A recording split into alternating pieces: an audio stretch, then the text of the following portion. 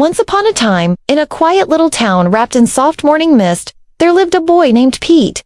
He was 10 years old, with messy brown hair, curious green eyes, and a shy smile that he often hid behind his books. Pete loved stories about adventurers who traveled faraway lands and found treasure or magic. But deep down, he never believed he'd ever have an adventure of his own. One chilly Saturday morning, as the world was just waking up, Pete wandered past the old thrift shop at the corner of Willow Street. It was a small shop with dusty windows and a crooked sign, but that day, something strange caught his eye. Right by the doorstep, lying in a pool of sunlight, was a pair of sneakers soled worn, yet glowing faintly, as if they had a secret. Pete picked them up and noticed a little note tucked inside. It said, "Wear me, and your journey will begin." He looked around, no one was there. The street was empty and silent except for the whisper of the wind. Pete hesitated for a moment, then smiled softly. "Well," he said to himself, "what's the worst that could happen?" He slipped the shoes onto his feet and tied the laces. The moment the knots were tied, a warm hum filled the air. Lights surrounded him, swirling, sparkling, lifting his hair and making the world spin. In an instant, the street, the shop, and the town vanished. When the light faded, Pete opened his eyes and gasped. He was standing in a breathtaking meadow. The sky was painted in pink and gold. The air shimmered with glittering pollen, and the river nearby glowed like liquid sunlight. Flowers sang soft notes in the breeze, and trees swayed as if they were listening. Everything felt alive, beautiful, and strange. Before he could make sense of it all, a small blue rabbit wearing enormous round glasses hopped toward him. "Ah, you must be the traveler," the rabbit squeaked, adjusting his glasses with his paws. "Oh, thank goodness you're here. My name is Tibbles, and we need your help." Pete blinked in surprise. "Help me with what?" "The Rainbow Bridge," said Tibbles, his voice full of worry.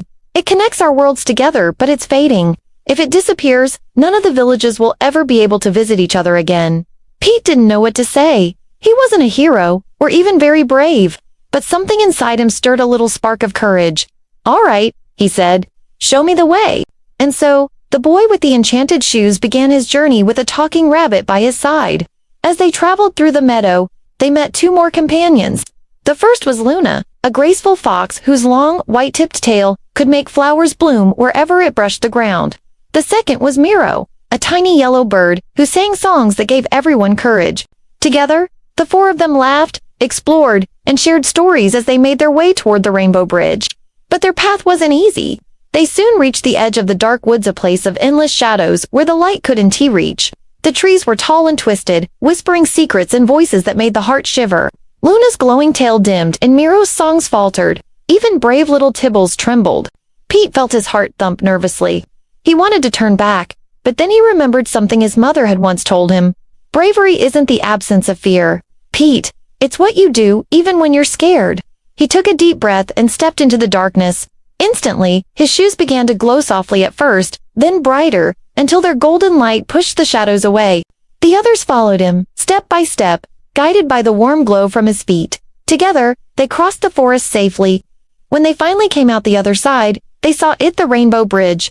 It stretched high over a shimmering river, beautiful but broken. The colors that once danced across its red, orange, yellow, green, and blue were fading fast, melting into dull gray.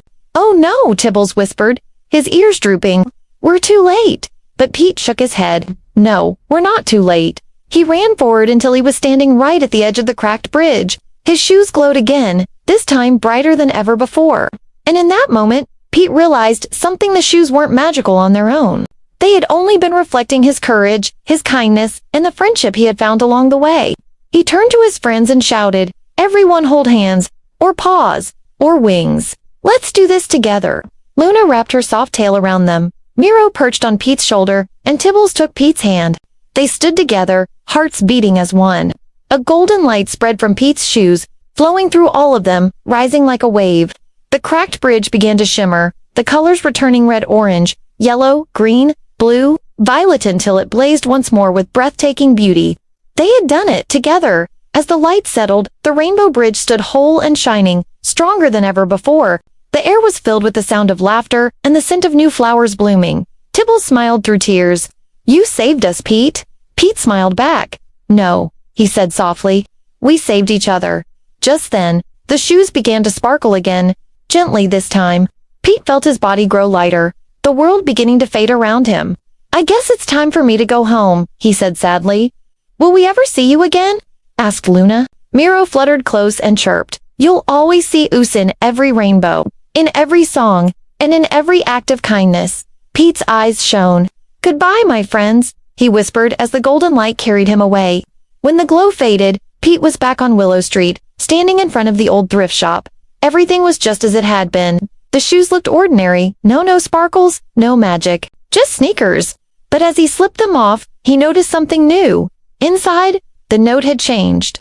It now said, "The true magic lies in the friends you make along the way." Pete smiled, held the shoes close, and walked home barefoot. The sun was rising, and the world felt warmer, brighter, and more alive than ever before. He didn't need enchanted shoes anymore, because he had discovered the greatest magic of all, the magic of friendship. And from that day on, whenever a rainbow appeared in the sky, Pete would smile, knowing his friends were somewhere out there, smiling back. And that, dear listener, is the story of Pete's Enchanted Shoes, a friendship journey that began with a single step.